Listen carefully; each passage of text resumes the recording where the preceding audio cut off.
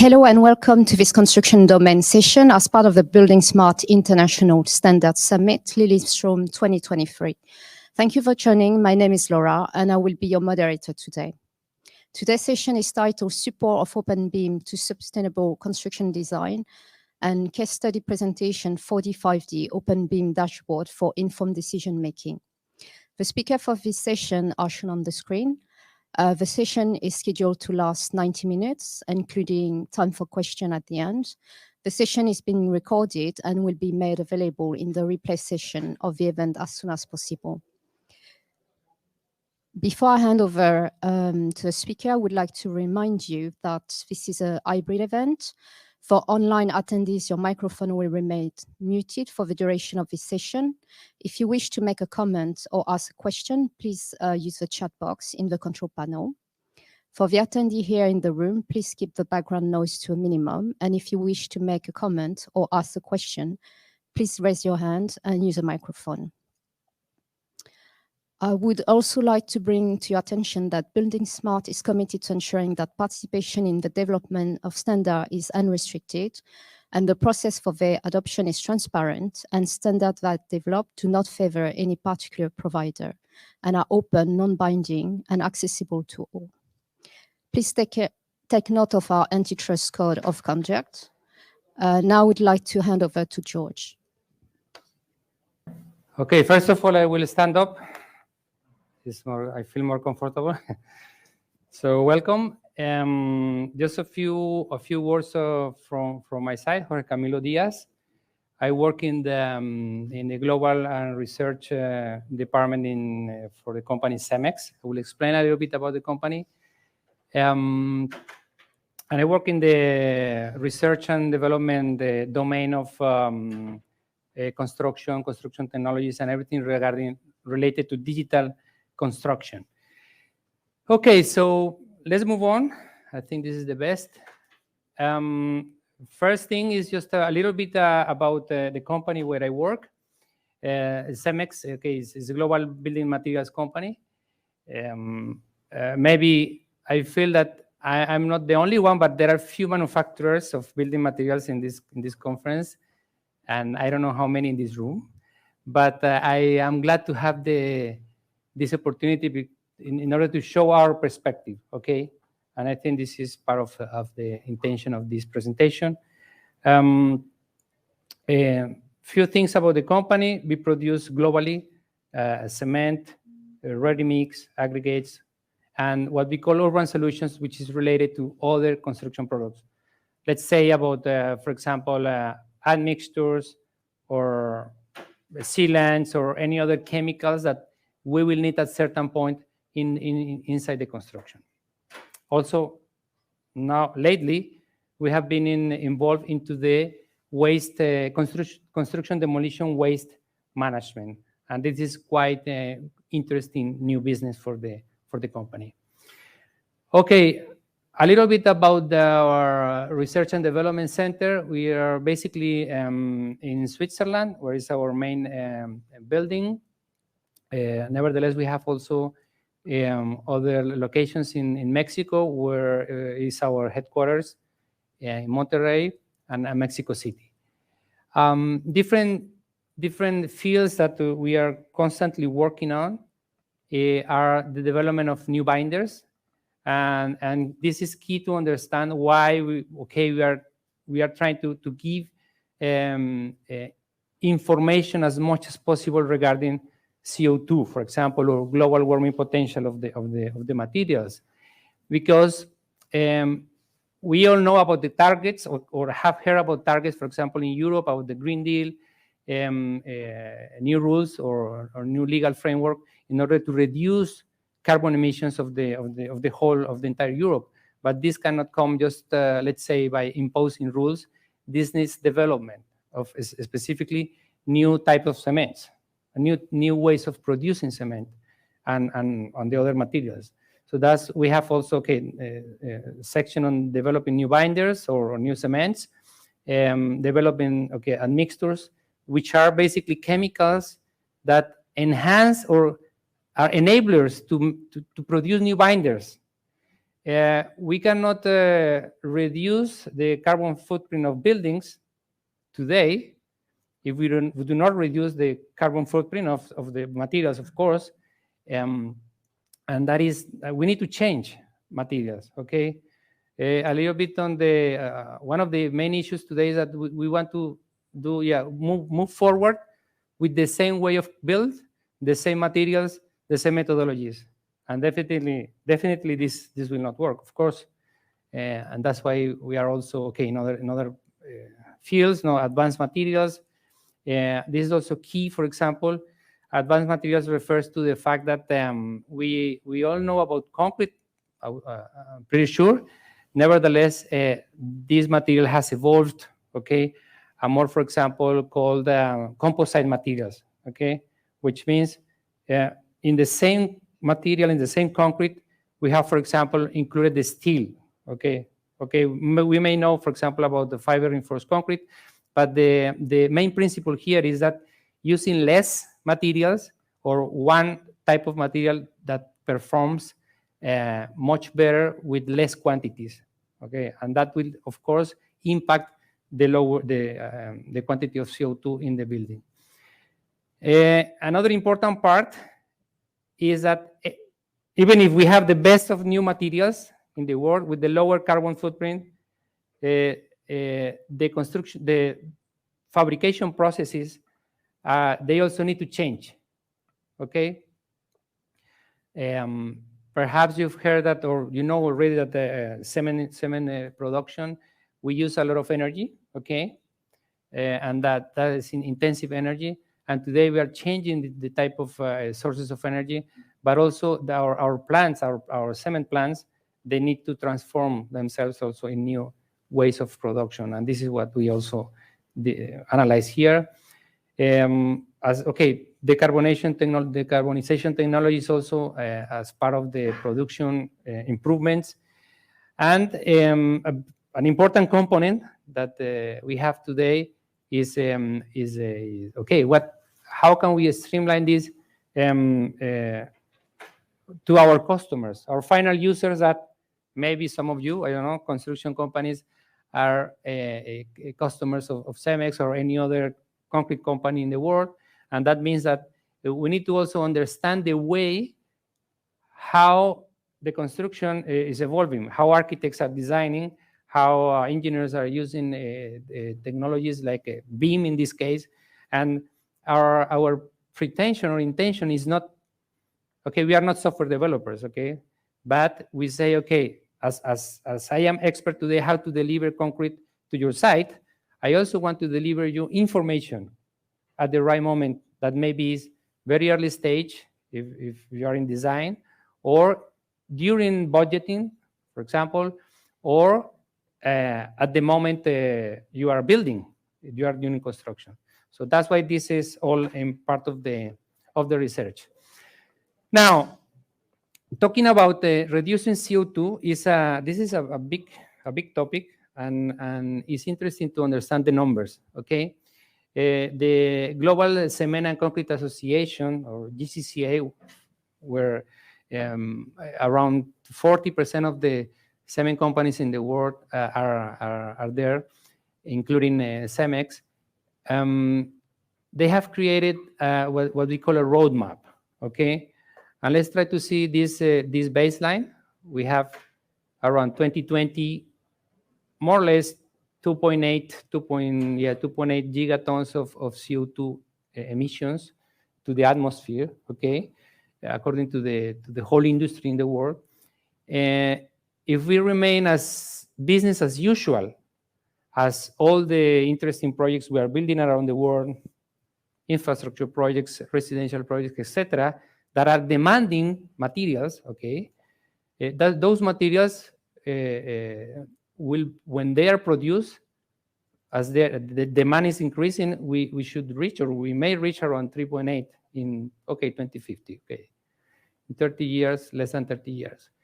Now that is of course a no-go, and the commitment of the industry has been, okay, the commitment is, okay, how do we reach to net zero by 2050, It's not as simple to say, okay, we just cut, I mean, the emissions are not that easy to cut because the processes are complex. I will explain a little bit. How do we get to net zero? That's the question. Okay, fortunately, the industry have already, I would say, agreed, no, since globally, in a clear, very clear roadmap, what we need to do. And this is quite important because this cannot be done, I would say, for free. Somebody would have to pay that. Companies cannot bear all the new regulations of reducing net zero. Customers, I mean, it's not about, okay, increasing prices of the product, so then customers will pay. This will need financing, okay? So financial entities are quite well committed to put money, okay, to help the industry to decarbonize. And that is what we are betting, hopefully. But it's not the only thing we can do. So there are different levers already defined in order to get to the net zero, where we want to go here. I'm going to mention them because there is one that is key on the topic of design, which is the very first one here that says efficiency in design and construction. And why this is really important is calculated that around 22% of these emissions may be cut if the architects and designers optimize the design. Let's say design business as usual, designing as usual, it's requesting more materials than they are needed. Okay? Okay, this is in general. I would say, of course, I know that many companies, engineering, they try to optimize, but for different reasons, the construction projects, they do not adopt the most effective design for any reason. Maybe there is a regulatory issue, maybe there is tradition, or maybe there is the value chain, the construction value chain is not able or is not capable to build a new construction method, bring the materials to the job site, implement them, and be more efficient. So they need to work what they have, okay, with the materials they can find. So this is not, this is not efficient. There is, of course, an effort that has to be done at the level of concrete production, at the concrete plants, regarding the different parts of the process. There is another lever in very important, which is in the quantity of cement or quantity of binder that we add to the concrete. Okay, to produce a certain strength of concrete, we need to add certain quantity of cement. That is defined by the methodology. Nevertheless, there are different safety factors that needs to be added to the quantity because of uncertainties of the job site or at the place. For example, if you have not the good quality aggregates to produce the concrete, then the designer of the mix it needs to add more cement because it's not going to reach the final strength. So unfortunately, this still exists, but it's a big opportunity to improve. Savings in clinker production, this refers to the cement binders or the cement production. At the cement plants, what we produce basically it's a artificial stone, okay, which is clinker, but that clinker is mixed with other materials. At the end, you make a grinding of all of them, but the clinker is the one that bears. It needs to be is produced by using heat. We need to reach up to 1,500 Celsius degrees today, and so there is a lot of energy that is consumed here, and so we need to understand how can we produce good cements with less quantity of clinker. The less, the better in terms of CO2. But we need the clinker if we want to get the strength. So this is a little bit the balance that we need to have. There is a huge part, a huge quantity that is crossing other industries also. It's not only for cement, but it's crossing all the heavy industries like steel, like aluminum, even oil. Oil and gas is not in the construction industry, but is about the carbon capture and utilization or storage of the CO2. This is a big topic. It's more on the industrial part. Okay, how much one day we can really capture CO2 from the atmosphere, and not let it go to keep being on the air. So this is a big topic here. There are there are other levers like decarbonizing electricity, and there is a process that is called recarbonation.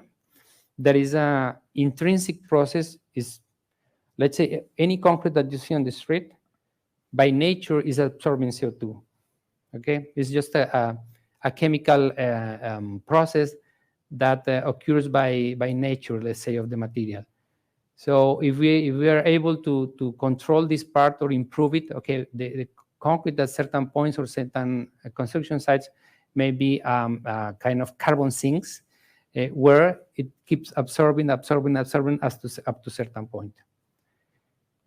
Okay, now I seen different presentations and moments the importance of adding or calculating the CO2 of the materials.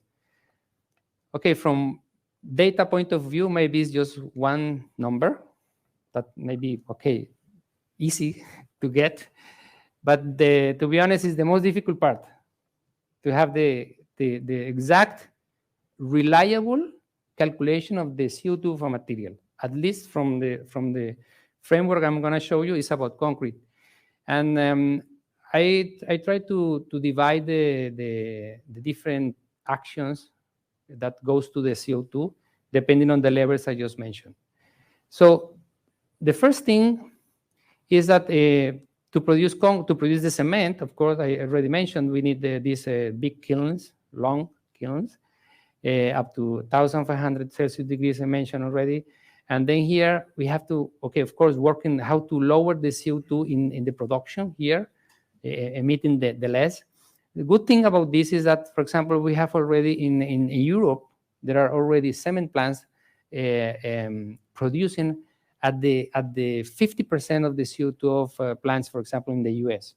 Okay, so there are actions that are possible and are already proved that it is possible. The point is that this is a matter of investment, one thing, and the other one is also how the market accepts this new type of cements, because changing the type of quantity of clinker in the cement will affect the concrete. So we have a CO2 that is coming from the cement part, from the cement production.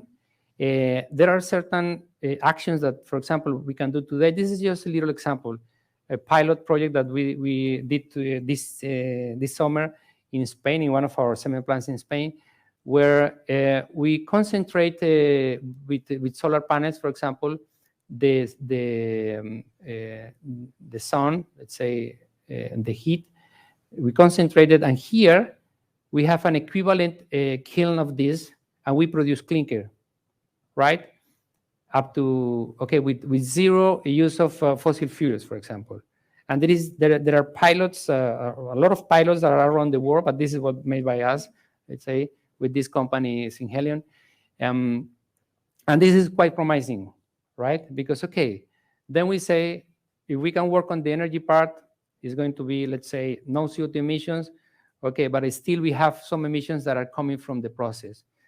A very few chemical explanation.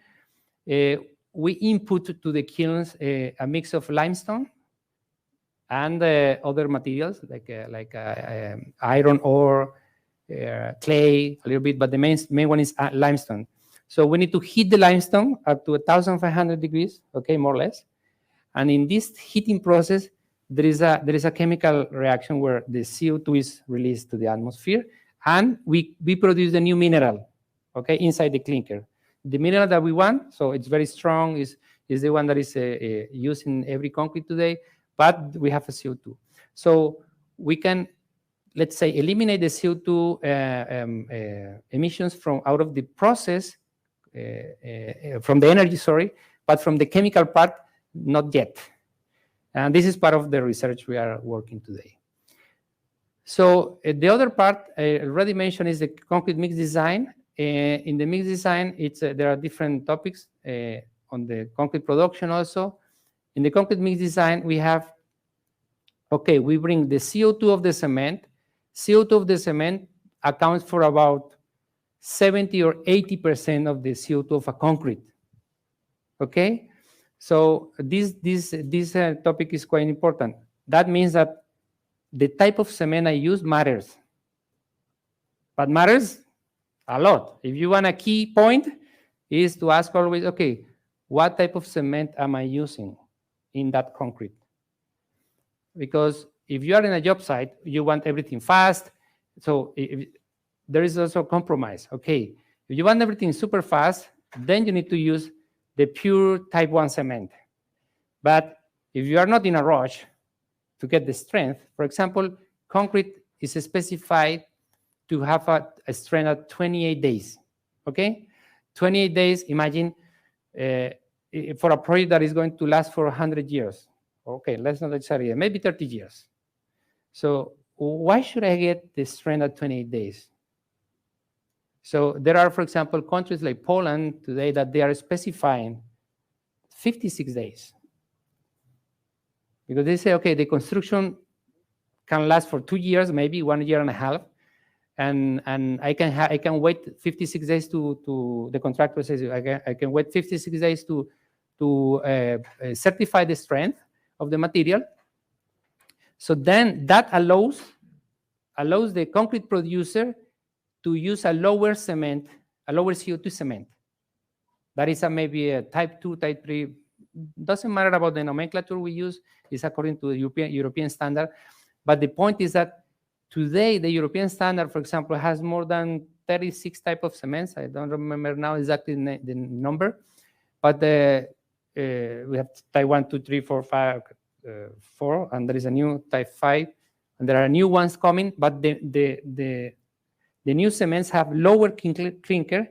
But what happens? The strength development of these cements are a little bit different from the one that we are used to.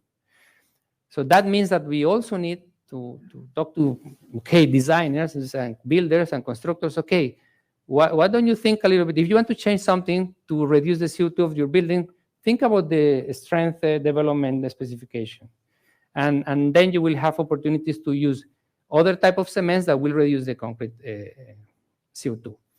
Of course, the other parts, they are influencing. But at the end of the day, what we do is, okay, we take into account all the different factors that are here that produces my CO2, the ones that come from the design of the mix, and the ones that come from the production of the concrete. I put everything in this bucket, and I develop and I deliver in my global warming potential in a data library, which is the one that can be later used for any other analysis, any other CO2 analysis. Okay, of course, that's delivered to the job site. Now, the other action that may be done, I already mentioned, is in the efficiency in design and construction. But this is a work that we can only do with architects and engineers. And okay, the tool that I'm going to show you later is just, I would say, like a proof of concept, okay? A proof of concept to tell architects and designers, okay, watch out. Try to understand what you can do when you are designing at very early stage to reduce the CO2. It's not just about requesting lower carbon products. Okay, of course, that's something that you need to do. But there is also design. Thickness. Do we need that thickness? Do we need that such big columns? Sometimes we design, for example, for, okay, in seismic design, of course, you need to take into consideration the risk, of course, of a system to occur. But it's not the same if you're designing a house, if you are designing a skyscraper, right?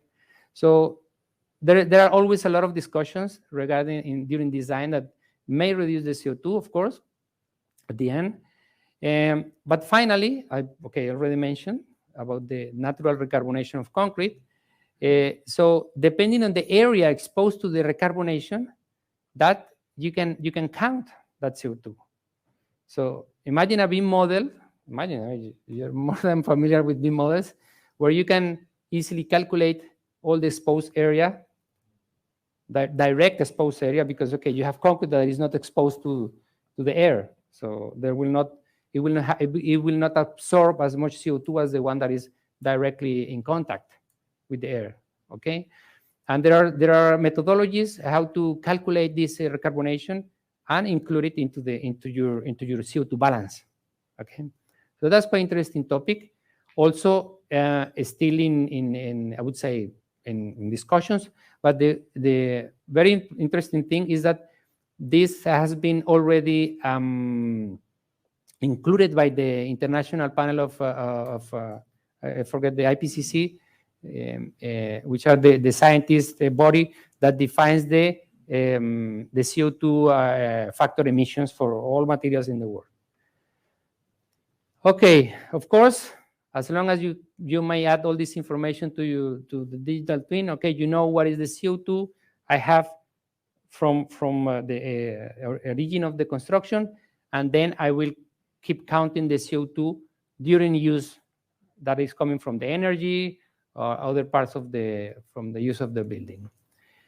Additionally, everything you do during use, maintenance, repair, refurbishment of a building, it will have a consequence of CO2, okay?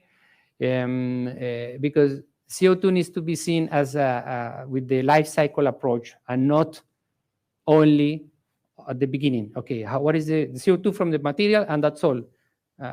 It doesn't matter if during the whole life you are going to emit much more CO2 because we have poor insulation, for example. Okay, these type of things. Now, going a little bit deeper on the LCA of concrete, I just want to ask, okay, which one of these two is concrete?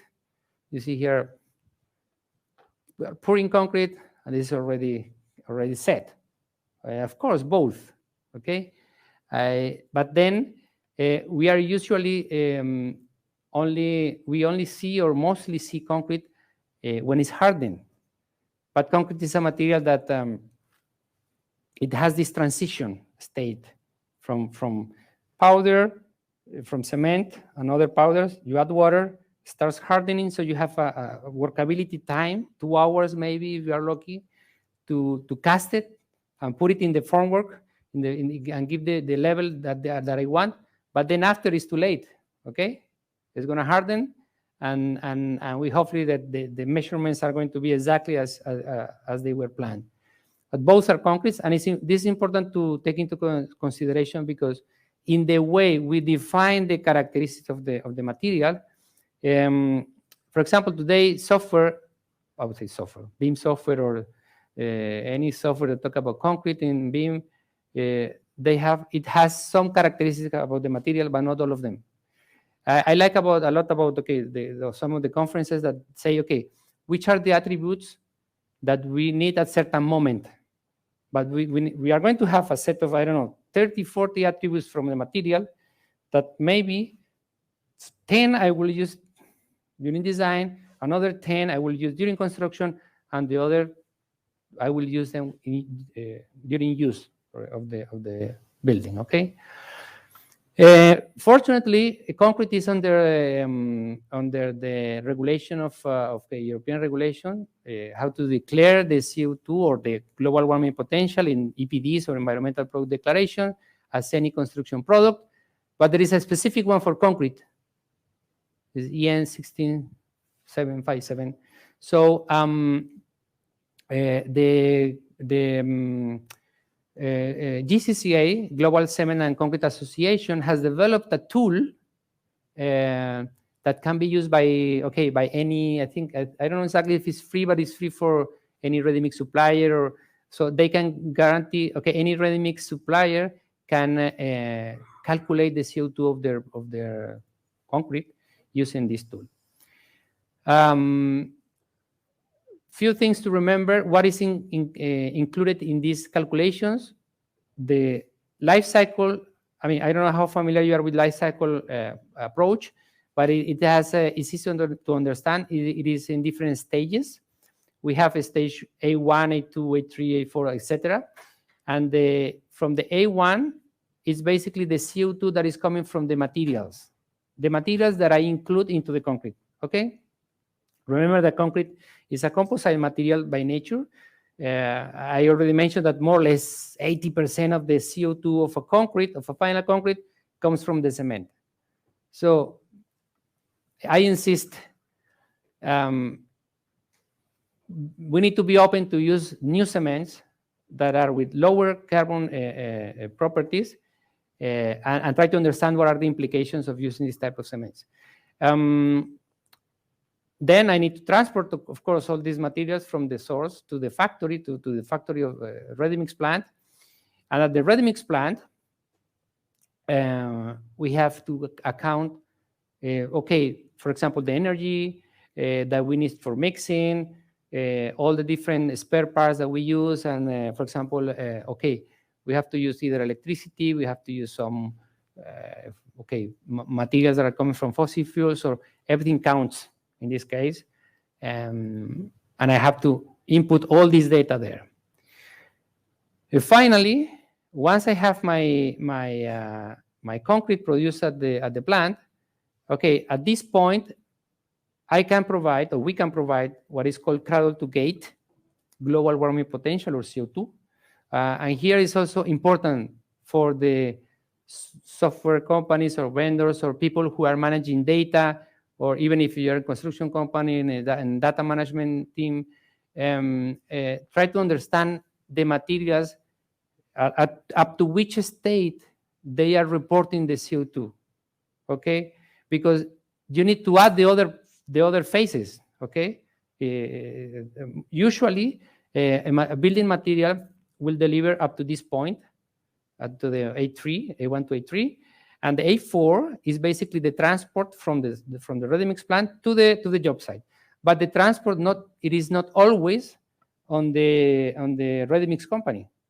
In Europe, also in the US, in many countries, it's very common that, for example, the constructor have their own contractors or their own trucks. They go to the concrete plant and just put their truck, they load the concrete, and they transport it. So this transport is not given by the ready-mix company in this case.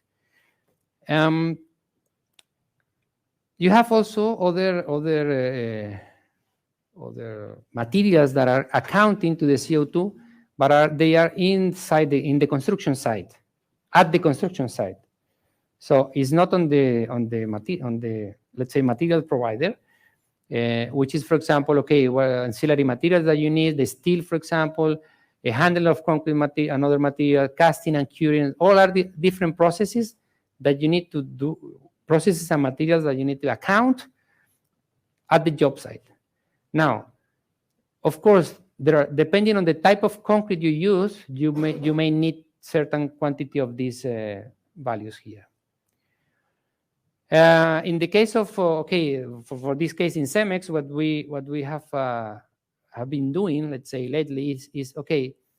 We are leveraging the GCCA calculator, for example. Internally, also we have developed. This is an internal calculator for CO2 of the material of the concrete. What is this special here? Imagine that we have more than 2,000, around 2,000 ready-mix plants in the world, more than 60 cement plants. I don't know how many suppliers of aggregates and mixtures, etc. So we need to know for every plant, every day, from where is coming cement, admixture, all the materials that we mentioned here. So this is that kind of dynamic process. And storing this information in a metadatabase, a huge database that is constantly changing, okay, year by year, okay, and this is done, designed to manage all this information. And then we say, okay, now that we have all this, let's just transfer to let's say, put it into BIM environment in a certain way. So we hope that builders, architects, contractors, whoever wants to use this information, they can rely on my data because I have all this data, okay? Of course, there are, let's say, public databases that they may say, okay, concrete may have this quantity of CO2, okay? But that is certainly inaccurate, okay? So then it depends on the site where you are, okay, and the different processes, type of materials, etc. There is option, of course, that a material supplier give you not only the A1 to A3, sometimes can give you up to A4, like we do. Okay, so at certain point, we could be also provided up to A5. But usually, as I mentioned, is up to A3.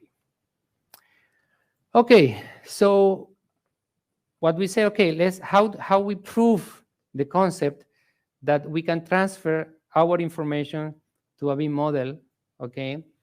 We created this, okay, we have this today running, okay, we have a plugin in Revit software since a while, where we add, for example,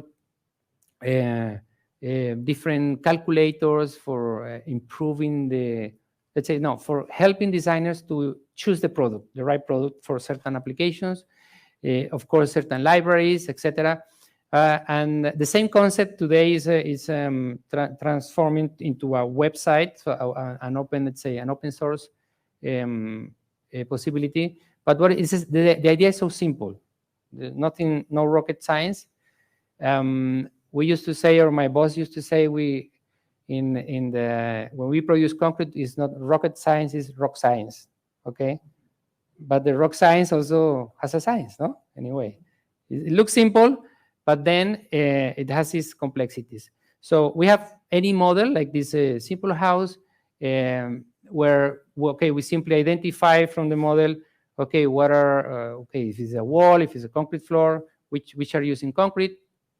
And then by a simple interface, we are adding, okay, all the different products that we have and the variables that are important. Now, for whom are these variables important? We already we mentioned today, or it was mentioned today this morning, the importance that for example, hopefully one day the data templates that are going to be in the digital passports, hopefully, they are based in standards of the materials. Okay, I like the idea. Very good. Because I'm saying, okay, all these variables are the ones in the standard for concrete, the EN206. But when I see specifications of concrete, they only mention compressive strength. That's it, basically, what we are requested. But when we go to job site, the builder, contractor is saying, oh, well, I need certain consistency or slump. I need the maximum aggregate size. I need the density. I need this, the engineer wants to build this long span, the architect, sorry. So when you build a long span, you need to have a material that has a specific property that is called, okay, elasticity modulus, that is used for the calculation. It's not a negligible value, eh? It may change the design of the beam or the slab that is going to have this span. So, okay, all this data, it's basically stored here with the intention that a designer, any designer, can use it for its own purpose. No? We have also, for example, thermal conductivity values that are at a certain point important, of course. There are certain concretes or materials that are with a lower thermal conductivity and may influence in a very important way the analysis of the thermal analysis of the building. Okay, this is just a simple video how it works. In the libraries, you need to choose the country where you are. There is the button for sustainable construction. We just basically read how is categorized the model and allow with the interface, okay, let's choose more than one variable. It reads the variable that is coming from the model that usually was the compressive strength, but then the person or the user is adding the products and let's say adding the new data to the original value that was in the model that usually is only compressive strength. The other variables are coming from our library. There are certain buttons that may help the modeler, okay, if you want to use it per level or per and all the objects that have the material. We can also target here, for example, a CO2 per square meter of this framework, of this concrete, and have a very simple analysis and say, okay, I am proposing a lower carbon concrete, right? We can also add, for example, in this application, a simple calculation of the distance. And at the end, okay, having an assessment, okay, what would happen if I work as of today, this is the CO2 I'm going to have in my building, okay? Nevertheless, if you are buying to certain, I don't know, ready-mix plant, that ready-mix plant by default is already using, I don't know, maybe a lower carbon cement, or it has a lower emission materials. So you have here a bit of reduction. But what if I specify since the beginning a lower carbon material, right? In our case, okay, in our company, we have a brand for that. It's called Vertua. But more than the brand, it is, okay, you may see directly how much CO2 you can reduce, up to 63%. I mean, this is just an example. And just by taking decisions since the beginning, okay? And that's what we want to tell the market, to say, okay, look, it's not only about just putting a list, say, give me a low carbon concrete. What is low carbon concrete? What is the value that you're looking for? Sometimes you don't need to ask for the lowest carbon material, okay? And the idea is that the tool helps the designer or whoever is using to decide, okay, which type of material they may use. Now, that is on the design stage. I'm about to finish. Very simple in the sense that in design stage, today, what we have today in our what we call our portal, our web portal and the plugins, we allow the architects, the users, okay, they may use the information for any analysis they have, sustainable design, or CO2, architecture, okay, structural analysis, plan, etc., whatever design. I hope that the information from the library is helpful for the designer. But let's move on to the construction side, because now from the design part, today it is possible to order from the BIM model to our ordering system or ordering platform application that is called CMS Go. Okay, if you need concrete, you call service center, or you enter into your website, in a website or an application of the phone. You have your account, of course. If you're a company customer of CEMEX, you will have your account. You will have the products that you are allowed to request according to previous negotiation. So all the contract terms and prices and everything is there in this commercial hub in CMS Go. So that means that I can order, or you, let's say, or the user or the construction company can order from the BIM model to our site. This is one important part. The next part, it is, okay, once I deliver to you to the job site, right? It's different. When you design here, you are maybe 2 years before construction. I don't know. I talked today with a person that told me, okay, we are building a project that was designed in 1950s. So, you know, there is a long time, maybe a long time from design to construction.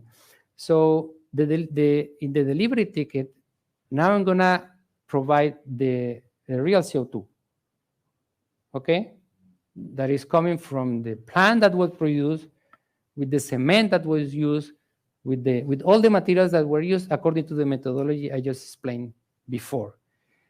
And that will help you, hopefully, or that the BIM model as built is going to have basically most reliable information as possible, at least regarding concrete and the other materials that we have here. Then it's not only about concrete; it's like other cement-based materials, let's say. So, okay, This part that you see in dots here a little bit because this is not yet finished, but this is how it is build this framework. Okay, trying to help that the who has the right to get this information? Any customer. Okay, so if you're a customer of the company, of course, you will have the rights to get the information for the use that you want to use, no, to have it, no. Okay, this is just a frame, wireframe of the dashboard in the regular application, where you have different menus as a customer information, commercial conditions, etc. Of course, this information is quite sensitive. Okay, that's why you will only be able to see that information if you are a user, you are an authorized user for this application. Okay, that's it. Few comments at the end. The idea with this proof of concept is to speed, give a faster analysis of the carbon footprint for the building, at least from that is coming from concrete.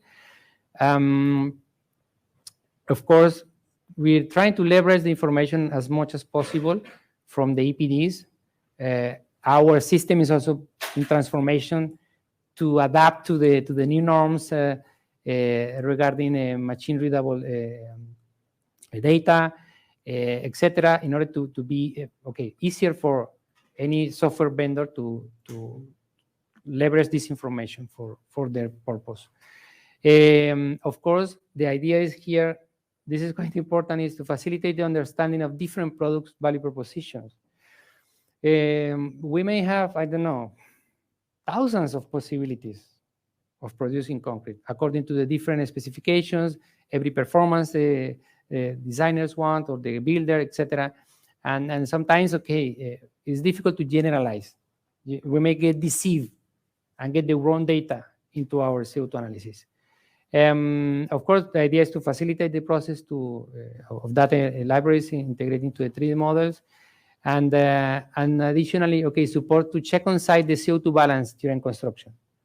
Because at the end of the day, if you have a target of a certain CO2 per square meter, being by law or because in France, for example, a new house needs to comply with the maximum amount of CO2 per square meter.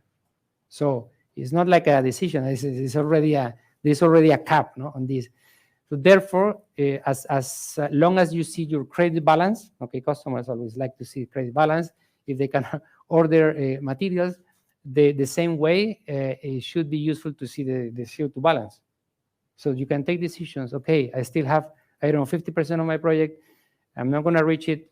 So I need to maybe ask for a lower carbon concrete. What are the implications? But at least I know what is happening during construction. I think that's all. And I'm ready if you have any questions. If there is no questions. Okay.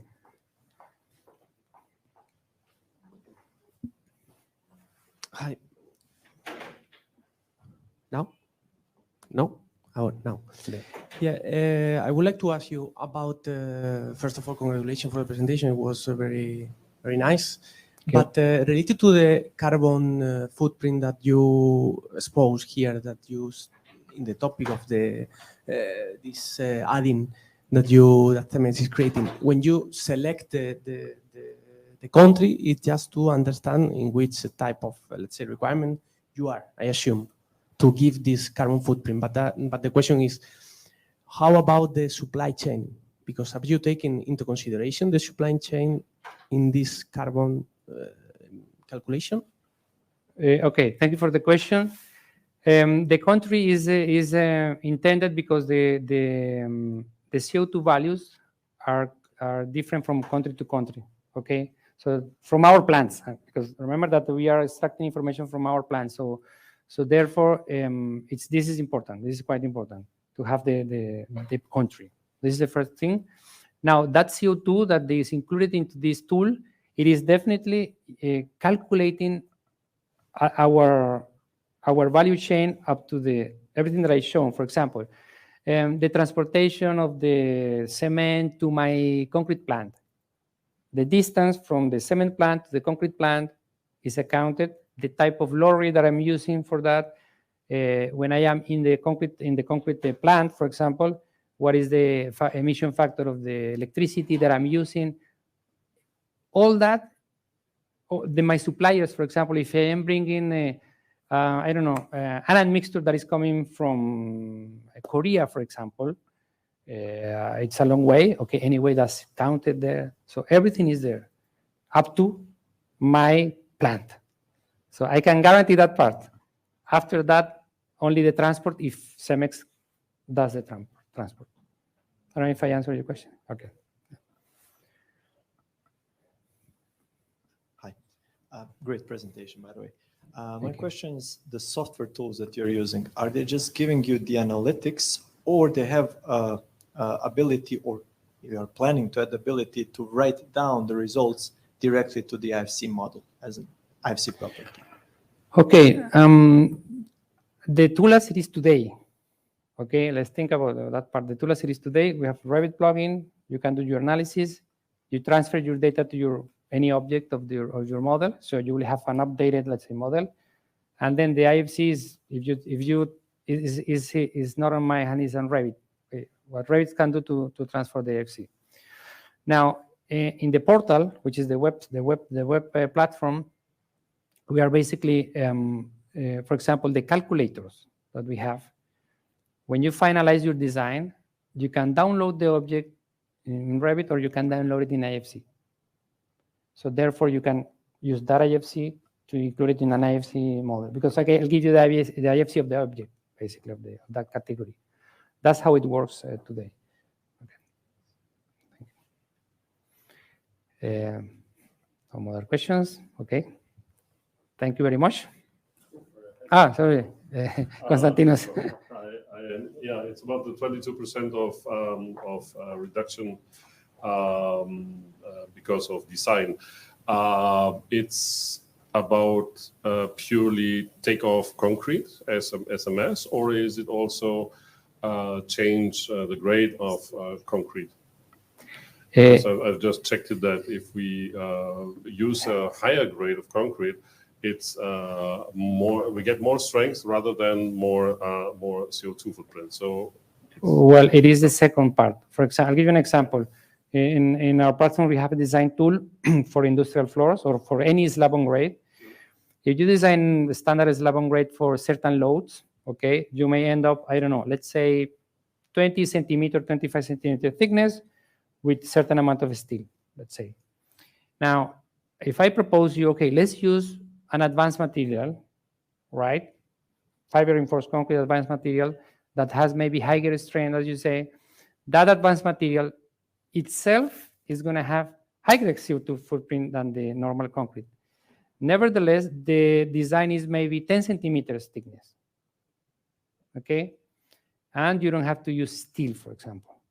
So there, the overall design, the new design of 10 centimeters of fiber reinforced concrete instead of the 20 of normal concrete plus steel is lower, okay? And that is what we refer to the design part. And by different, let's say, just by experience, is ranging between 15% to 40 or even 50% reduction CO2. It's just that needs to be an effort in design, in structural design.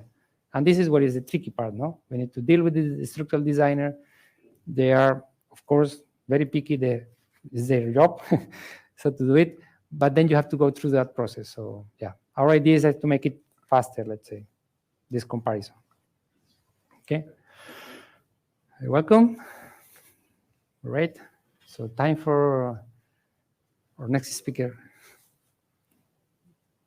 So let me begin, everyone, if you can hear me okay.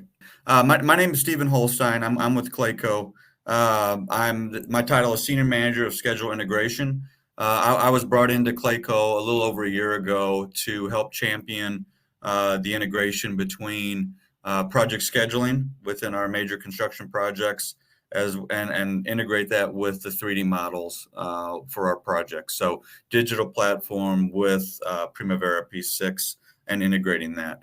I'll also bring up that the product that we primarily use here at Clayco, Bexel Manager, is well advanced in this area and has the schedule engine available within itself. I'll speak to that here a little bit. But the title of the presentation, Technology and Innovation in the Construction Domain, 4D, 5D openBIM dashboards for informed decision making. So let me get started. So I work for a general contractor, Clayco. We're a top engineering news record, ENR general contractor across the United States. We've been established almost 40 years now, since 1984. We have subsidiary divisions within the company, everything from real estate ownership, and then interior design and architectural disciplines within LJC, major construction. We have a self-performing concrete division as well as a curtain wall self-performing division. So spread out within different disciplines. Here at Clayco, we self-perform a lot of work. Our major areas of work, mission critical. We're in multifamily use, heavy commercial use, industrial use as well, major complex engineering projects across the United States. Back in 2022, we surpassed 5.2 billion, in revenue for our projects. We've advanced considerably in the amount of employees, over 3,000 employees that range from just major laborers in the field to top level executives. Safety is paramount to our industry and division. 0.52 EMR. We're really proud of that number. Safety is really at the forefront of every project and major focus. And design build, that's really our bread and butter with a lot of our jobs from a strategy, contract strategy standpoint. So several design build awards within our projects. So let me get going. So, what will you learn today with, the integration aspect within our company, digital platform and project scheduling? Clayco's vision, right? One of our main messages here that I really support, and that's building beyond these walls. When we take on a project with a client, we want to deliver the best quality, safety, and bring to them what digital technology is available. It really is insightful. It communicates a message to our clients and that they really gain confidence in what we're building. I really enjoy the life of 4D and the Bexel Manager platform within Clayco because it's validating what I've been doing for 15 years. I was very focused in my career in project control scheduling. And sometimes that message really is not easy to really bring across, to give someone a 50 to 75 page P6 schedule, printout. Not many can really, relate to that or really understand it, communicate it in the field. And Bexel Manager, within our use of 4D, we're communicating that message, giving them that validation, and clients, subcontractors, trades, they're better able to grasp our project and understand the model for the life cycle of the job. So technology strategy alignment, right? We're aligning and integrating that model. P6, that's a big platform for us that's required contractually on most of our projects. So, we're integrating that data from a project schedule and activity and scope of work, and also cost information that comes into that, and then talking to it. Schedule activities that match up with model elements, that match up to estimate line items, and you're able to track earned value, progress measurement in the field, quantity tracking. There's a lot of available options that we're generating here within Bexel. And I want to emphasize too, when we're working with Bexel Manager on our projects, it's not a consulting. We don't use that term here. We're really partners and engaging together, having a stake in our projects and learning from one another. I really benefit that within the Bexel team that Vjoko is leading, that we really are bringing together, learning and development, not just for us at Clayco, but also customers of Bexel Manager and improving their success on projects, right? And that goes into the technology roadmap, right? All the, different versions and solutions that come out. We have a wish list that we really track and manage that so that we really understand and say, these are desires. This would bring us efficiency for not only our existing projects, but future projects. I can't emphasize it enough. And that's somewhat that I think our industry really needs to start advocating and supporting of. And that's the collaboration, right? It's a challenge still in our industry. Sometimes we like to silo ourselves. I like to say schedule within a four-wall office or even design that way. And we really need to bring to light that everyone from the initial client to the designers to architects, even into the field, we all have a key in this project of bringing success. So as I say, you cannot do multi-dimensional integration without that level of collaboration that really has to take place. It's imperative for your success. So so what is that collaboration? What does that look like, right? Team structure. What does your field team really look like? Having those workflows set up and created, execution models, plans, and understanding who's an integral piece of this workflow and the success, and adopting it, right? We can all market and sell to our field and our tradesmen. This is what we desire. This is what we really like. But without its adoption and really, bringing it home to the team, we're not gaining traction. We're not gaining that, continuity that we really need for projects and to keep going with that. And consultancy. I also say partnerships, right? Challenges and successes. I'll bring that later in my presentation. Those successes and challenges that we continue to face. It's ever growing within that. So looking at the compass here for a minute, right? And true north is really what we're driving to, and efficiency within our technology group. I'm part of the virtual design and construction team here at Clayco, led by my manager, Thomas Labzigo. I also work under the project scheduling within Carlos Montiel's group. So, it's that handshaking, that partnership together, even within my company, to really lead us in that north direction, right? So, broad perspective, right? Using the data throughout, and not just data that you can really collect and calculate, right? But speaking to that data. I mean, we have projects now where the client comes to us and says, well, we want to know percent complete. We want to evaluate, our level of capital costs and expenditure costs for our project, right? They rely on dashboard information and need the necessity of setup and executing, in a proper workflow. So we're looking at it from, hey, client, what information and data is really important for you, and what perspectives are you gaining? It also allows us to, be proactive in our projects and being successful. If we're seeing trends in a negative light or a positive light, we focus, we proactively manage those, so we can really be, flexible and lenient to being successful, right?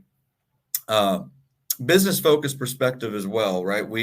Our business focus is bringing the best product for our clients. But, we also are a business. We need to look at, where is the market going? Where is it headed?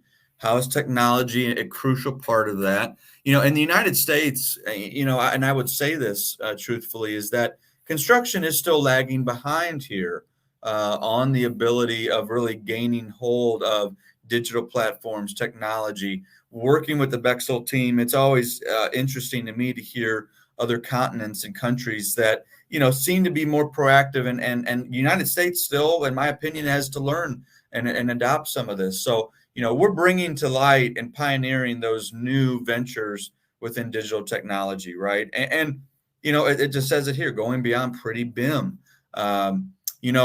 I think what I'm seeing a lot still in our country is that, 2D drawings is still commonplace in how we're building.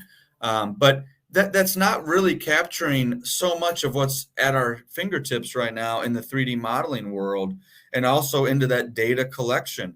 I'll speak to it here in that I still believe that companies are still holding on to other, CAD platforms and other design platforms that, are not truly building information modeling. It's limited on the information. And Bexel is really capitalizing on that BIM side.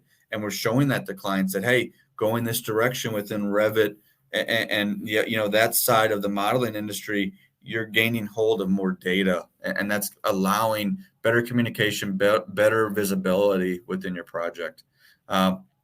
Technology and process perspective, right? The term bleeding versus cutting, we need to be careful we're thrown so much at Clayco of, new entrepreneur ideas and concepts and new digital abilities that could enhance the project. But, we need to be cutting edge, right? But, the bleeding side of it is we don't want to approach that. We don't want to go too far down the road of spending money for something and it's not bringing that success.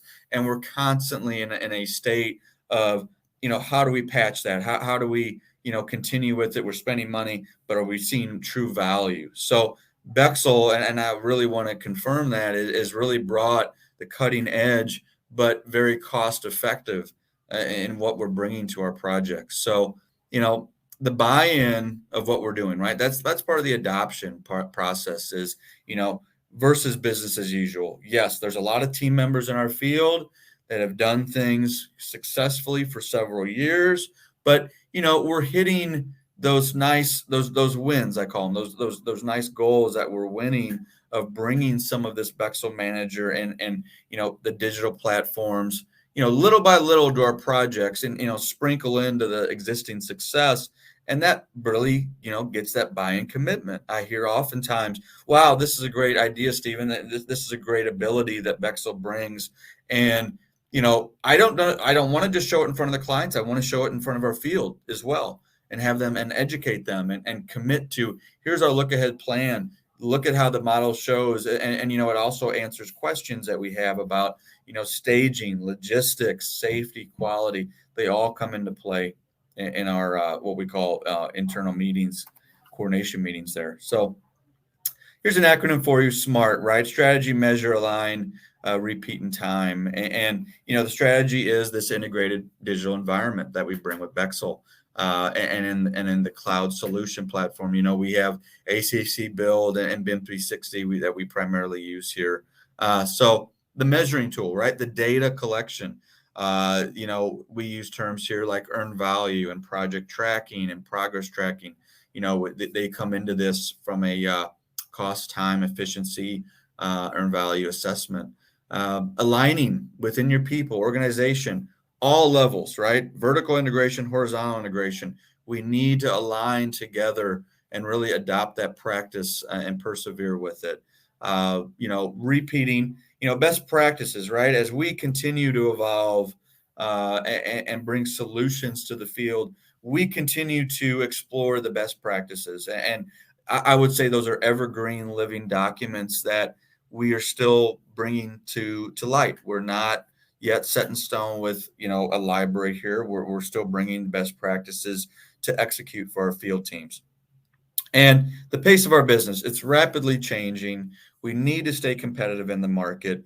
And that's where, partnerships with Bexel Manager really bring value. And we can show that, we can demonstrate that in the pre-con, the proposal stage, as well as in the, execution, commissioning, and then potential handover of that model to the client for their use. So, this is more the Bexel slide. I'll just kind of cover it. As I said, I'm on the Clayco side, but, our core values and mission really line up and align between both companies. I love getting on a call with Bexel's team because they're eager, they're ready to hit it. That's the way Clayco is. We're an eager group that wants to face challenges, face forward with that and continue to evolve and continue to bring solutions here. So just want to touch on that briefly. Okay, so a lot going on here, guys, but this is you're taking a look at the insights of the abilities within Bexel Manager. There's everything from 4D animations you're seeing, schedule trackings at the bottom here. This is this schedule that's integrated in with the 3D model and showing that workflow, showing over a time lapse what we're building out from a construction and validating, right? That's what we're validating in our timeline. This gets into the data. You're seeing line of balance, which is the ability of resource tracking and managing density with craft. You're looking at solutions within the dashboard model. These were proposals we utilized for an existing client on a proposal. This is the common data environment. This CDE environment is talking to the client, giving them access. We're able to then go in the field and track quantities and color those quantities to our model to verify, quantity tracking of what's installed in the field. Everything from, earned value graphs, resource graphs, performance indices, the pie charts here with completed quantities versus planned quantity. There's so much of the solution, right, guys? There's other competitive tools out there. I will share that, but nothing that really generates an integration model from data collection, visibility, using that from a project management. I mean, this is a project management powerhouse right here in what you're really generating for communicating that effectively. You can really manage, from different aspects of the job and really shed light to it, right? So, and I will be honest as well, this is still a challenge for us to really adopt and integrate. It really has to come from the proposal in the estimating. Everyone needs to be on the same page and execute and align together. We're still challenged by that, in all honesty. So we're still, moving forward with this. So let me speak now a little bit to our proliferation in the integrated life cycle. So you'll see here, guys, that within the circle here is sort of our core processes, the nucleus of our success with jobs and projects. And, going the outside in, right? I mean, we're all tied into this, right? This collection of data. Data is the central focus of all of these entities. The owner side, the designer, the procurement side, construction and commissioning, we're all integrated in here, right? And that there's different workflows and paths here. And we're hitting all cycles. It's a lot of arrows that you're seeing here from a workflow, but anything from the design, pre-con, construction, we're expanding, we're building on one another, handoff, and then expansion. Bexel is really delivering that. We have initial phases of the job with limited information, but as those evolve and mature, we're then bringing more data in. It's collecting and then showing that to the dashboard. So as you see, this is a Clayco to Bexel, integration that takes place and handover and the ability there. So we're really aligning and capitalizing on the family of work together is essential to this. Okay, and I just want to emphasize here, everything from quantity takeoff, schedule, cost, resource loading, logistics. I mean, all very able and effective within Bexel within us. So. All right. So, the ND project delivery cycle, and I want to emphasize here as well, I like to use, more emerging technology and not go so deep on the multi-dimensions. I mean, we're really touching on a lot of dimensions here within Clayco. And, it starts at the BIM and coordination, right? We have a VDC, virtual design construction group, that works with those BIM models and constantly coordinates with external design firms and team members. And we're optimizing and limiting the amount of rework, that the fabrication is consistent and has good measurements and dimensions. We eliminate waste, so we're more effective on the ability of within that model and tying into the field side. And then, you're going into then my world. Once a good BIM model is performed and a schedule is being developed, okay, how do we then integrate? What are we then doing to tie in schedule activities in with model elements, right? So, and what are we gaining? Reduction in mobilization time within trades, and telling them when they need to effectively mobilize for, consistent work in the field and not having stop-start so much. Awareness, that's what I'm really emphasizing, guys, is that in our 4D and even, further dimensional abilities, that we're creating that awareness, buy-in, and that if new project team members come on, they get a good look within our Bexel platform. Here's the job, here's our schedule, here's how it's aligning, here's the future months of work that we have to execute, and critical path work to stay on schedule. So tighter tracking of progress, right? It's giving that ability within the dashboard, within Bexel Manager, to have tight requirements around that tracking in progress, that plan curve you're generating, either from man hours, quantities, capital costs. You're generating and tracking that. You're able to visualize that in the dashboard effectively with Bexel and the common data environment. Actuals versus plan. We have other tools as well for quantities, whether it be Assemble or other platforms, but we're really bringing that into the Bexel dashboard world within our teams and projects, and then communicating that plan. Moving in a little bit, just to touch on is the cost and the building performance going into 5D, 6D, and potentially you're looking at estimates and bridging that gap for pay certs. Every month subcontractors are forecasting work that they're to perform. We're validating that work and then verifying those pay apps, showing lack of progress, showing where they're exceeding progress. Procurement. So you have material costs and labor costs. So we're generating that, and dividing that line. What if scenarios and even change management? We're tracking that also in Bexel, and inclusion of changes, for construction tracking, against the project budget overall. Okay. So this is more of an organizational, how are we absorbing? How are we bringing in Bexel within Clayco, right?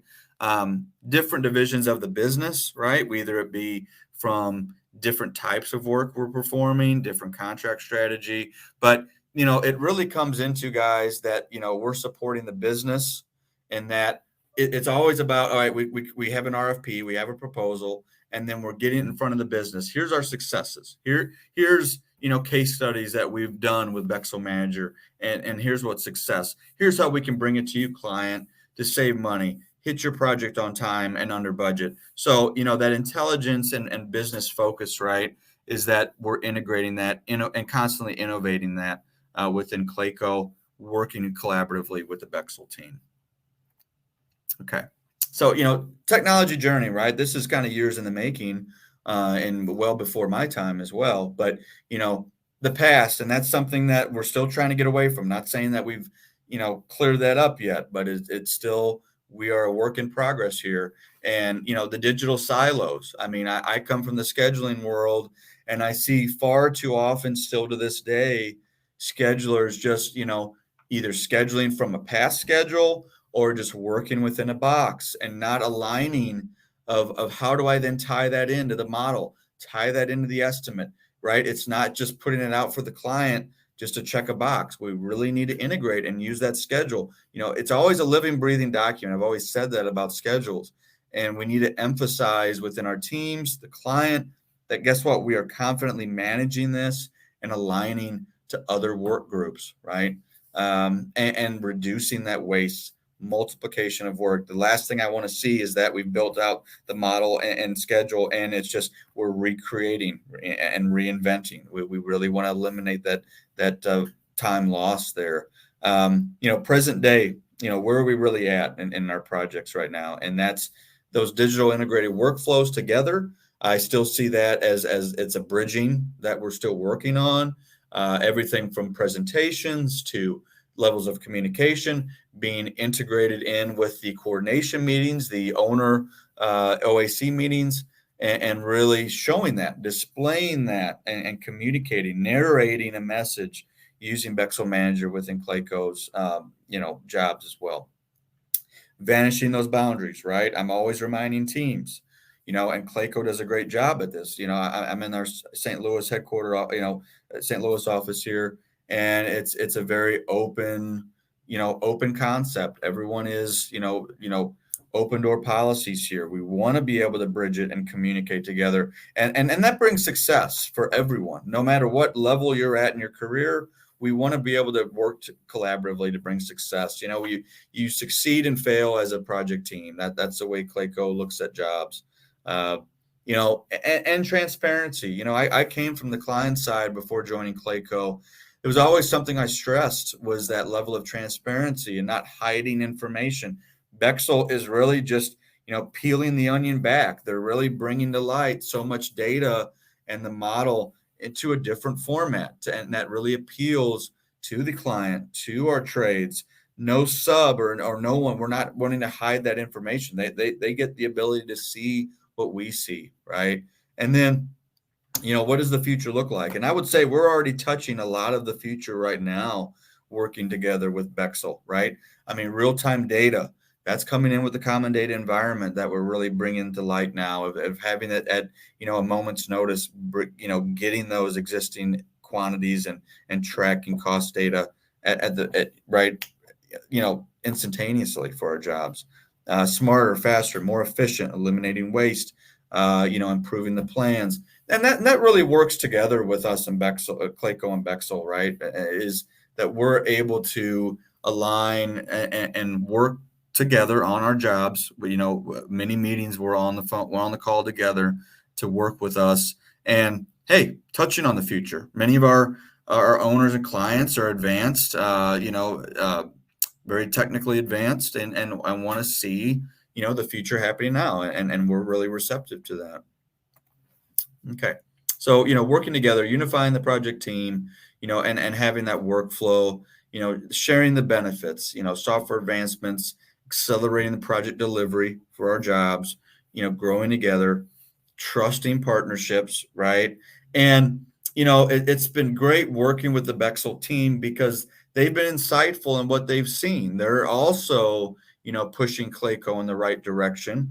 When I joined in this brilliant idea of bringing Bexel into Clayco, we're still kind of, underpinning that. We're still bringing, how do we, successfully bring that for the longevity, right? Not just now, not just to continue to have Bexel as a prime consultant or partner, but, eventually to be autonomous and independent, working in the tool. So, Bexel, it's been a great working relationship there. So let me share with you guys some case studies of some jobs that one champion of this, a colleague of mine, worked on a data center for a confidential client that we have in Cheyenne, Wyoming. And, 4D was a requirement for this project with that client, and very new concept to Clayco. A competitive product was out there that we entertained, but it really was not an efficient tool and was limited on the information and value that we could bring. But what started happening with this is that we started to look at the 4D, and not just from a client success, but how does Clayco succeed with it? And that came into the coordination meetings, having this front and center. With also, there was a lean tool as well that they used in Microsoft Excel primarily, and talked about the look ahead plan and really broke it out from the existing P6 schedule. Safety became a critical piece of this as well. From a high risk activities, that's something that they wanted to really track is, and you'll see an animation next. What are the red, very high, critical potential safety risk of the job to low, and that leads to then mitigating those safety risks and tracking it. Allocating trades successfully, managing trades into different, cores of the building so that there's balance and not too much overloaded in one area for inefficiencies. Adopting lessons learned. We tracked many lessons learned for this project for the future, especially on the Revit and development model side, as well as the schedule side. And then, like I said, mitigating those risks. So I'll share with you guys just a brief capture of the animation. As you see, the structural steel, this job was a high risk activity. So safety really, pushed our subs and trades to say, hey, how do we best mitigate? What do we do for crane access? What do we do for staging material? How do we best keep the workflow consistent? And then to mitigate that. So that was a level of risk mitigation for the project team. And then as you see, as it continues to build out, safety is then managed and tracked, and, those communication messages are maintained and consistent. So, all right, next slide here. All right, this was a project I was on. This was a multifamily high-rise in downtown Phoenix, and existing project that's still ongoing. And, this was one of my first projects actually working in the Bexel platform. And I really took a lot of notes to see, where do we need to head in the right direction to improve either our BIM execution plans or even schedule execution plans. And a few things just to note, right? And, as I say to many in the field here within Bexel, I don't want to use the word critique, but it's bringing an extra emphasis of 3D modeling and quality and classification. And that's an emphasis here, guys. I can't entertain enough is that we need that consistency. We need that setup phase because there's a lot that goes into Bexel that relies on that classification and really integrating with the schedule. So many things that were identified, whether it be from elements not in proper levels, missing classification, element families or elements in general not broken up to our sequence plan, primarily within the structural group, within concrete pours or columns, utility scope that was not identified in the model. That was an important piece in getting your slab on grade and foundation work going. We really needed to have that model information to go by. There was equipment scope that was unidentified that we did capture that was not in the schedule that was identified in the model. So it was a great ability. This is something, guys, I want to show you that was requested from our trades. They wanted to see, as we have 28 floors of this building, we want to see just give us one level and how are we building out per level. So that way anyone on the job can see the proper workflow, how it's sequenced, what needs to be at which column line, and how, maybe say the plumbing and MEP guys are in one section of the level versus the electricians, fire suppression guys in another section of the building. So a lot of successes with this job, guys, and bringing Bexel and its visibility to our field teams primarily. So that was an excellent case on that ability.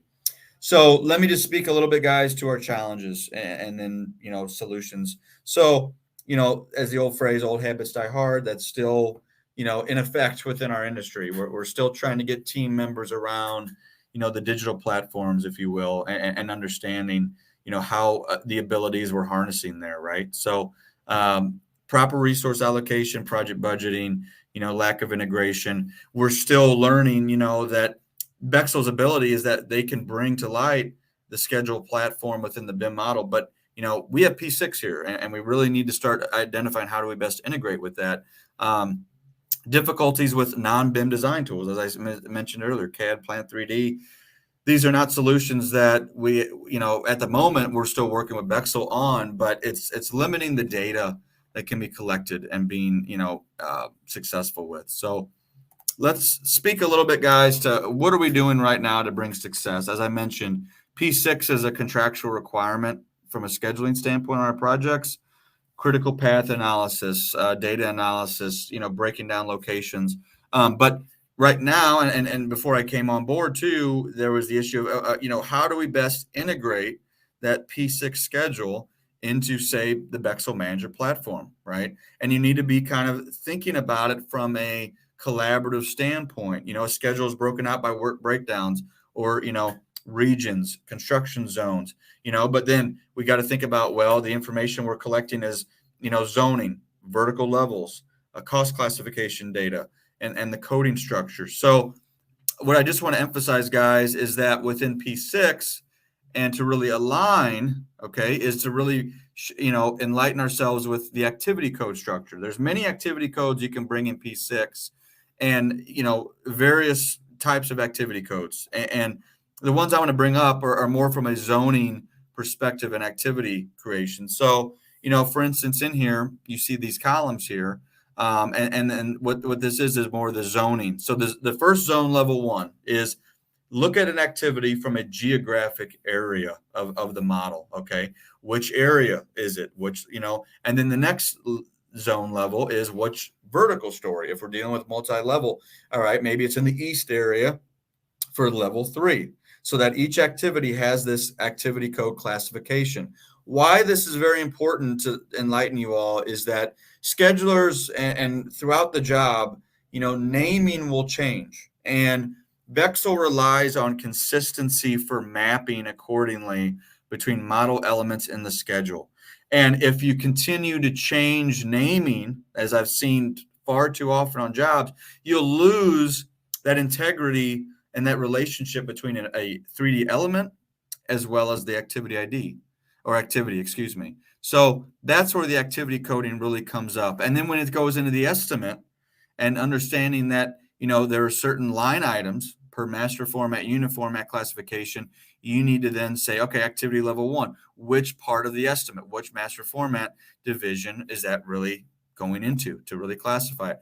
This is something to show you guys we're doing on an existing job right now, where this is a proper workflow going left to right, is that you have the planning procedure. So the estimating team or pre-con is developing a CSI classification. So let's say division 512 for miscellaneous steel. Well, then that is integrated into the WBS naming for our jobs from the schedule. So the estimator and scheduling is collaborating on that naming description. Then going into the building proper classification, we're then showing, hey, how do we best align with that building, the CSI coding and activity code. This was an activity code created in P6 so that we have classification and then integrate into our estimate line items, okay? Then further going into Bexel, okay, there's the link rules. It's an ability between linking 3D model elements and your project schedule, and that you're then able to say, okay, here's my schedule on the left, and then here's my activities grouped in by what we call selection sets. Selection sets is an ability to then align groups of elements to your schedule in order to then animate your 4D simulation. And as you see here, guys, for our selection sets, these CSI codes are prefixed to the selection sets. These CSI codes match what's in our estimate and then what's within our activity code structure of the schedule. So we're automating, guys. What happened early on with even Palm Tower, the job I was on, was that it was very manual. I'd have to select elements within a proper location and then literally go to the schedule activity and identify that. Took quite a long time, average 2 to 3 weeks easily. When this is set up, effectively and successfully, this can minimize that time. You can cut almost 2 weeks out of your setup between automating the selection sets and then tying and integrating with the schedule and having that holistic consistency on schedule updates. Every schedule will be updated bi-weekly or weekly. You need consistency so that animation process is fluid and consistent. So you can then generate these animations for the client and also your trade partners. Okay. And this, to illustrate again, this is the level of balance showing those resources and allocation. If then divisions are created or work zones, you're then able to see a true line of balance throughout your project. And that line of balance helps us coordinate better in the field to not, overload a certain zone or overload a certain trade to be successful, right? This is just some views, guys, that you're seeing. This is the ability within Bexel of its schedule engine generation of actually showing a cost classification structure that is in units, okay, measured by, by its units of measure, and then having a unit base price and a total cost that is spread throughout the project by the schedule. So, it's also important you're validating your estimate to the schedule. But then what's nice is within Bexel, there's these reports you're generating to actually see where's a lot of your costs coming in at. Is it, is there certain elements? Is it certain schedule activities where a lot of the money is being focused, euros, dollar amounts that show up. And this is sort of what we call a cash flow generation that you're building off of your integration with Bexel. Okay.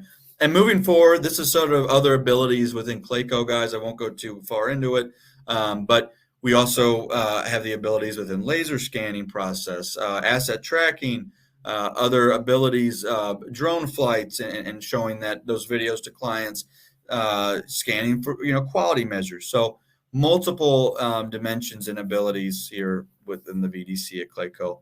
And then where are we headed, right? This is sort of a nice, the old enterprise model within data and speed, and then standardization across the board. I'm really championing that here at Clayco is standardization and getting the workflows consistent. Speed to market, right? The more we do now, lessons learned, the better we'll get our speed to market and ability for multiple jobs.